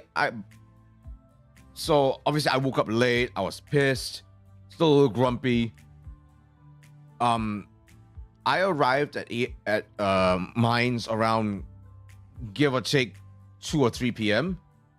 Oh, the parking lot was full. Parking lot was completely full. So I had to park outside of Mines. Speaking of park, of all the days where I finally got it right, turning into the right lane to enter the mines area was on the Sunday. And that was the day where the car park was completely full by 2 p.m. Completely full. I thought to myself, okay, it's AMG. It's a Sunday. Surely there'll be parking space on a Sunday AMG. Nope. Full. There was some parking in the mines mall, but like I wasn't gonna risk it. It was so I parked like at around the residential area on the way to mines. And thankfully there was a couple of parking spaces. Some people went out, I could go in essentially. So it was a little bit of a walk, slightly over half a kilometer, but wasn't too bad. But yeah, I had to walk a good bit too. So, did I even wear my auxiliary mask that day at all? I'm not sure. A lot of normies and cosplayers in the photo. Yeah, I felt like it. This is why I think I have my suspicions as to why Sunday felt busier than Saturday. Not just because I was holed up on the VTuber section on Saturday for half a day, but also because I think on the drive back from the mines area back to Uptown, on that I passed by Bukit Jalil Stadium. There was clearly an event that happened there because there was military cars parked outside, like very much outside of Bukit Jalil Stadium. Yeah, so there was a big event that happened. I think there was some sort of sport, like a football match happening that night. I'm pretty sure. I think that event, that might have contributed as to why there was less people on Saturday than Sunday. I suspect. Yeah. So that means that in that entire area, AMG was the busiest thing. So everyone flooded to AMG instead. Oh, you passed by the stadium as well. Did you know?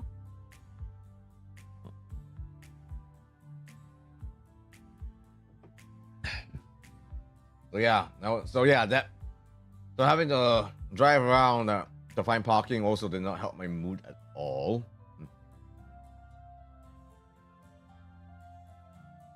Again, outside could be crowd of pretty much cosplayers, mainstream anime games, middle seam, tokusatsu. Yeah.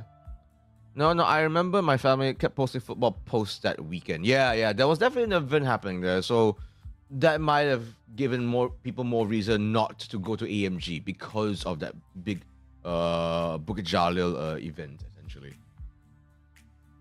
Hello there, Ishikawa Kagami-san. Hello there. Talking a little bit about day 3 of Animangaki and my struggles with it. Yeah. But okay, so the main reason why I wanted to go for the Sunday in the first place was to check out essentially the highlight of the VTuber showcase, which was the Aka Virtual cross Malaysian VTubers singing performance, a mini concert essentially, where basically it was a pair of Indonesian and Malaysian VTubers singing together. So that was really, really neat that the Aka Virtual was doing that. So here he goes. It was actually a decent crowd actually for this. I suspect it's because Kenso was involved, aka Liliana Vampire and Lunaris Urufi. They are some of the more well-known ones in Malaysia. And they sang with the Aka Virtual VTubers. This photo. I took this specific photo because out of the blue, Sushi Senpai came out. Sushia. You guys remember Sushia? He's my senpai. Why do I say senpai? Because we share the same we share the same rigor essentially.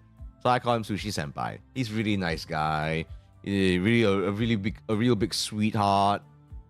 But he's had to go on hiatus for actually a very, very long time. And so out of nowhere, I'm not gonna say exactly. He's doing a duet with Gemma Gothica. Yeah. So keep in mind, Gemma Gothica is an active Indonesian VTuber. Susha has not been VTubing for quite a while. And then they're duetting in Animangaki. That's great. It's been a long time since I heard about Susha. Yep. Akemi Nekamachi from Aka Virtual. Yes, indeed. Okay, since you mentioned it, I'll talk about it too. So, Akemi got paired up with Liliana, and they opened up the whole segment. I couldn't hear it properly, actually. But I think there was maybe some technical mishap where they couldn't sing. Yeah, they didn't before they spoke with the audience, but they did not sing together for some reason. I don't know why. I'm not gonna press on the issue. Everyone else sung, that's for sure. And us, but Susha and Gemma, they sang beautifully. I'm not sure what the song was. It was something. I think it's called Asmara. I think. I know that's one of the main lines. Asmara. It's not all Asmara by Kobo, but it was something Asmara. I think maybe it's an Indonesian mainstream song or something like that. But they sounded great. That's for sure. Luna and Ave Kaneboshi, I think that's his name. No, not O Asmara. It was something. I think the song is called Asmara. I don't know where it came from, but it sounded great. That's for sure. Ave Kaneboshi and Luna-chan, they sang Bring Bang Bang. Yeah, that song. That was a pretty hard song to sing, and they really do it great.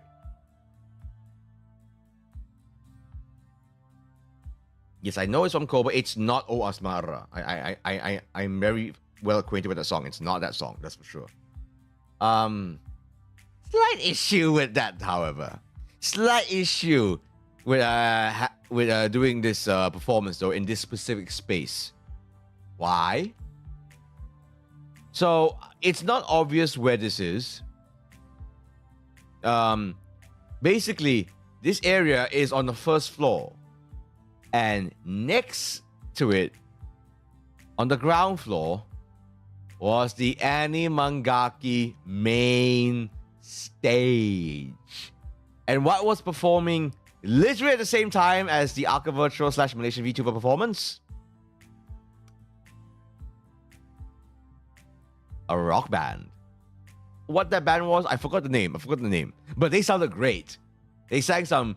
They really sang some, like, I think at one point they sang Ado. So when you are singing Ado in a full scale main stage, yeah, the sound will leak towards the VTuber alley. Luckily, I guess, if you are sitting directly in front of these two large speakers, it sort of drowns out the main stage audio to an extent. Because the main stage was loud. Really freaking loud. So we had to compete with that. Yeah. I'm okay with saying all this because, like, I'm sure even the organizers could see, oh, ew. It's a lesson to be learned. Safe to say. It's a lesson to be learned. No? I'm not going to point any fingers, but that's facts, and that's just what happened. Luckily, people still enjoyed the show, nonetheless. No? It wasn't like it was completely drowned out. Thankfully, it was not completely drowned out. And yes, Shin, I'm very aware that Lily was in Shinshu Daily. Her and a couple of... And, what's the name? Shiori? Was it Shiori or Iori? It's a Chinese... It's a Malaysian Chinese VTuber. I forgot her name. Inori. Yeah, that's the one. She's good. Yeah. So that whole article covered essentially Malaysian VTubing. It's kind of wild that Sinchu Daily, which is very, very much an old school Malaysian Chinese newspaper, covered something so new school like VTubing. Yeah. So yeah. It was great. Oh, so I'm just showcasing here. This post-it note, this wall of post-it notes, essentially everyone's opportunity to write their message towards their favorite VTubers. Can anyone guess where mine is? I'm not saying a message was about me, but about me. I don't think there was any, because who the hell cares about me? But where was my message? Oh, wait, Shin, you actually noticed it? Really? Yeah. So my particular post-it note is right here. And I wrote this on day 0. I just have to be unique. Much to my lament. I wanted to write something there, but they ran out of post-it notes that time. Yeah, I heard about that. That's unfortunate. Kind of funny how it looks like an arrowhead about to pierce into someone's like pimple here. So yeah, as you can tell, my day 3 was a lot less eventful because I came late, and it was Sunday. Things were winding down.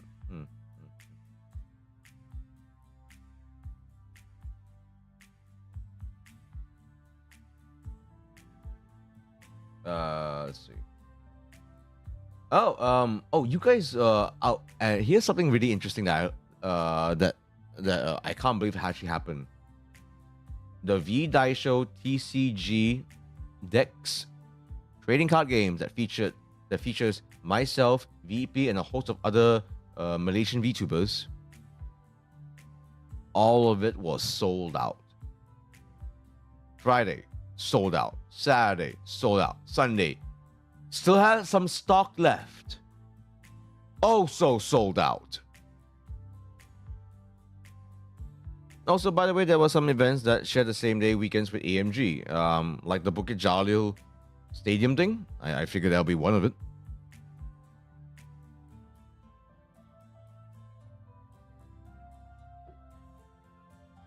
So yeah, thank you everyone to whoever purchased the V-Daisho decks and supported us. Because in case if you're not aware, if you presented a discount code, that belonged to your favorite VTuber that was in the deck, we get a little commission essentially. Yeah, we get a little commission. Oh, you brought my yes. You brought my t-shirt this you. Much appreciated. I really, really do appreciate it. I hope it serves you well. Who knows? I'm very aware that it is beautifully simple. The t-shirt that I sell these days. Maybe as time goes on by, maybe the t-shirt will be a little more elaborate. We'll see. Yeah. Okay. So yeah, I'm really grateful that V-Daisho did so well actually. More to come indeed. In fact, for the upcoming VT Expo, I don't exactly know the date. Without saying too much, V-Daisho will be there. V-Daisho will be there selling more decks. So we'll see if I'm there. We'll see. Yeah.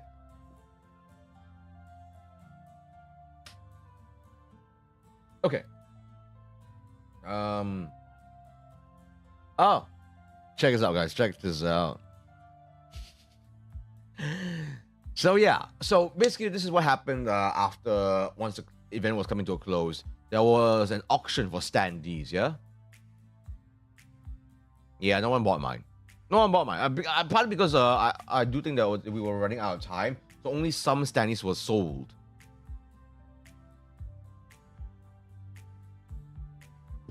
And thank you for talking to me and signing my artwork. I drawn that on last year because I wanted to meet you last year's AMG, but you know how that went. Ah, I see. Well, yeah. I'm glad I'm gonna meet you too, just you. I'm glad you enjoyed this year's AMG indeed. Got the tickets for Level Up Play KLCC. I'm not sure what that is, Shin. What sort of event is that? Yeah, but it's just as well.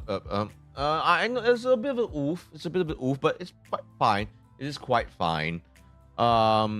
Because I got to do a little prank. I gotta do a little prank for the my PW lads. So I took my standee, stuffed it into my car, drove all the way to KL Heartlands, to Kampung Baru, where our wrestling training center is. And mind you, without saying too much, I was allowed to open up the center. Yeah, I was allowed to. Plonk this in the training center and left. So the boys, when they opened up the training center, they saw this for sure. Just say this shit. Just a little harmless prank by your fellow uptown lowlife. That's all. They even get to see some of the post-it notes. Basically as well. I noticed throughout the Sunday there were post-it notes on different standees. I was like, oh, I don't have one. Oh, that's fine. You know, I haven't been streaming a while, of course. VT Expo, Level Up Play, Mighty CF all in one at KLC. Oh, okay. You're talking about that joint event with VT Expo. Okay. So it's on those 3 days. Yeah. VT Expo is a 3-day event as well, actually. I can't recall what's the one that's on my chest. But on one of my booty shorts says, "Take off your pants." That's what you guys are wanting to take off my pants. Like, I want the pants to stay on. That's the whole point of putting on the booty shorts, of wearing them whilst wrestling and walking around in anime conventions, so that they stay on. Yeah. Weirdos. Yeah. So yeah. That was my experience with Animagaki. There were some ups and downs, especially at the tail end of it all. But overall, it was still a pretty fun thing. Some lessons to be learned for sure. Book the hotel much earlier, especially because I stay a good bit of ways from mines. I've driven there before, to mines, you know. But considering that the toll is pretty high, the drive is almost an hour, and most important, and actually quite also importantly, the parking rate in the Mines Convention Center during AMG is actually on the lower side. If I'm not wrong, like what, 8 ringgit for the whole day? 8 ringgit for the whole day. Yeah. Booking a hotel seems to make a lot of sense, so I better do that early.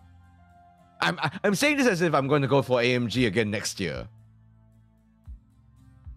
I don't know if I am going to go to AMG next year. I don't know. We'll see. It's like I said. Oh man. Did I just accidentally manifest this for myself? I kept saying Animagaki is the most bang for your buck anime convention in Malaysia, but oh man, doesn't mean I have to go every single damn year as well. Oh man, we'll see. So yeah, I'm glad I did this. I'm glad I did this. I got to experience all this. I got to, in spite of me not streaming for a while, this was in the right step in the right direction for my VTubing journey. Glad it is once a year though. Yeah, for sure. Yeah. For sure. Yeah. Oof, I'm a little poofed. Oh, my throat's a little parched for sure. Oh, 2 hours. Man, I haven't streamed in so long. Oh, jeez. Oh, juice. Oh, a few times if you want to count those mini AMG events. I barely count those. I don't know if I've ever been to those mini AMG events before. Yeah. One day I will combine more of pro wrestling into anime conventions. Not to say it's like a solid goal, but something I do want to work towards to one day. Let's see. Okay, folks. Let's see now. Anything else to show you guys actually? Oh! Before I forget. Okay.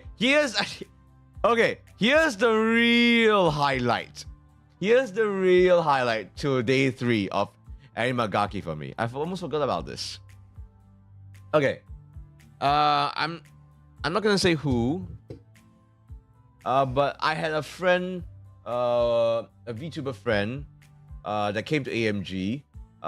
She's one of those sort of folks that straddles between Malaysia and Indonesia a lot. Like she comes off as both, yeah. And near the tail end of day 3, she was there watching the concert as well, and then she approached the Aka Virtual booth. And I was surprised because it seemed like she knew the Aka Virtual guys, especially the manager that was there. You know what happened? So remember, there was no merch sold, but there was like some of these standees and keychains that being displayed there. That was it. You know what she did? She basically like bullied the guy. Hey, give me. I want that. I want that. It's like, and then she ended up buying the display merch from the Aka Virtual manager. And mind you, this was like, I think she got like Pia, I think from JKT48V. So she bullied the manager. I want that one. And so she got Pia, and I was standing next to her. I was like, oh, okay, I'll join in. I'll get Tana Nona, because I actually do follow Tana Nona a little bit. She's an amazing singer, guys. Like there's this music video that she released, I think just today. My Sotis, something like that. Let me check very quickly. A really, really good singer.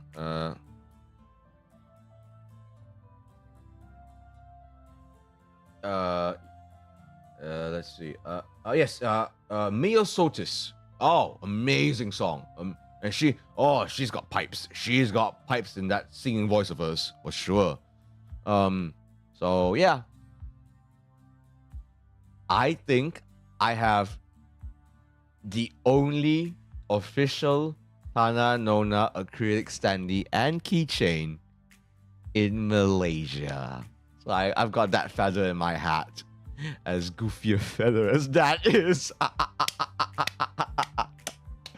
All because I just was just next to my friend and just like tupang glamour with next to my Indonesian friend bullied the poor Aka Virtual manager. And the best part was, you know what his response was? You know what the manager's response was? His response was, okay, let's stuff for me to carry to bring back to Indonesia.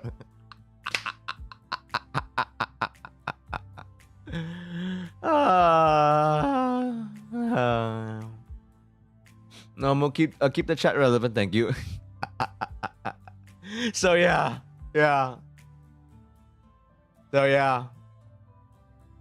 You got Payleys, right? Yep.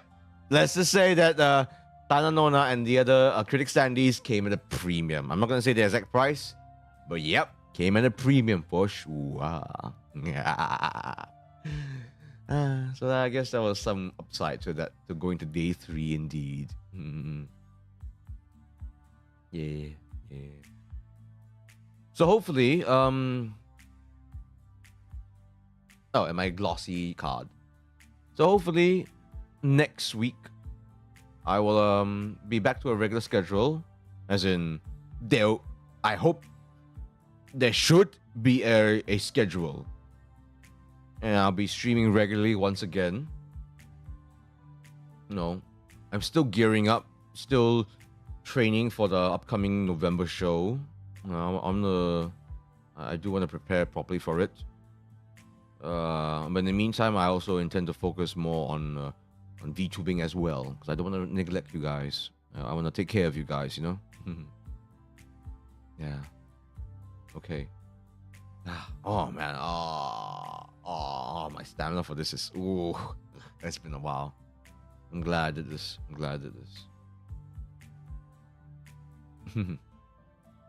Thank you, you too. All right, folks. That's all for tonight. Cafe Cornelius is now closing shop, but may Cafe Cornelius never close in your heart. Oyasumi mina. Yasumi.